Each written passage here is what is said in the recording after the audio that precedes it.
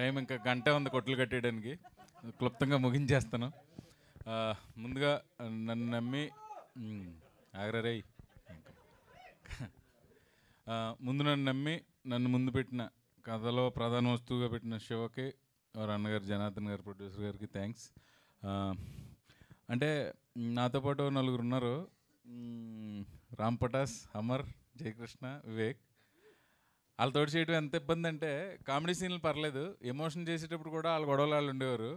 ఆ మూడ్లోంచి బయటకు వచ్చేస్తామో అని భయం. ముఖ్యంగా నేను ఫస్ట్ డైరెక్టర్ ఆఫీస్లో మన వివేక్ని కలిసినప్పుడు అంటే కార్తీక్ వాళ్ళ అన్నగారు నాకు ఎప్పుడో ఒక కార్తికేయకి అసోసియేట్ కింద చేసినప్పటి నుంచి పరిచయం. తను బాగా క్లోజు టైప్ తెలుసు కానీ మనోడి గురించి తెలీదు. 4 రోజుల తర్వాత ఓపెన్ చేసాడు విశ్వరూపం, పడగిప్పి ఆడాడు మా మీద. సో చాలా ఫన్నీగా నడిచింది. ఇవన్నీ పోతే మా మెయిన్ టెక్నీషియన్స్ మార్తాండ వెంకటేష్ గారి గురించి నేను చెప్పాల్సిన అవసరం లేదు.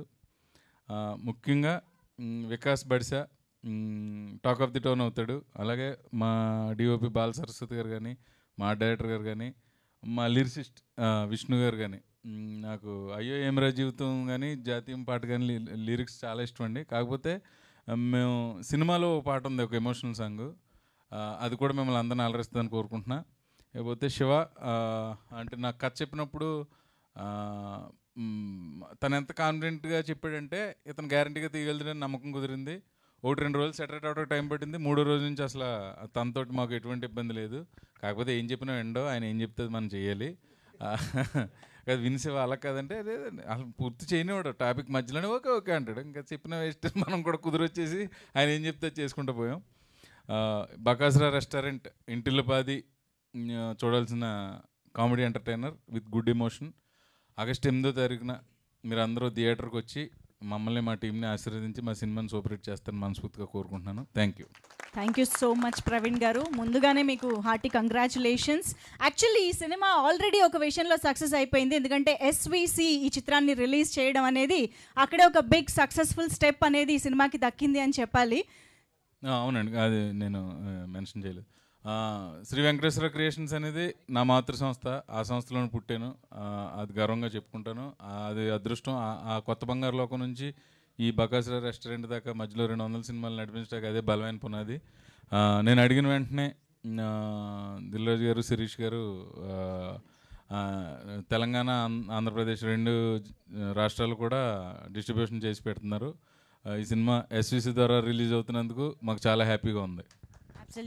థ్యాంక్ యూ మంజుష గారు. మీతోటి ఈ సభకు నిండుదనం వచ్చింది. చాలా చాలా థ్యాంక్స్.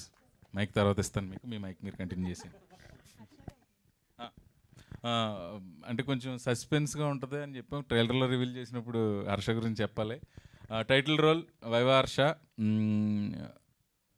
ఎంతవరకు చెప్పాలి, డైరెక్టర్తో పడలేం. టైటిల్ రోల్ హర్ష చేశాడు. ఇవాళ ఏదో షూటింగ్ ఉండటం వల్ల రాలేకపోయాడు. చాలా మంచి రోల్. హర్ష తర్వాత తన ప్లేస్ని ఎంతవరకు చెప్పొచ్చో తెలియట్లా. పని పాపం భోజనం చేసిన వెంటనే ఆకలేస్తుంది. మా ఊర్లో కొంతమందిని ఎక్కువ తినేవాళ్ళని ఎటకారం ఆడేవాడు నేను. ఇతనికి చేయి కడుక్కున్న వెంటనే ఆకలేస్తుంది.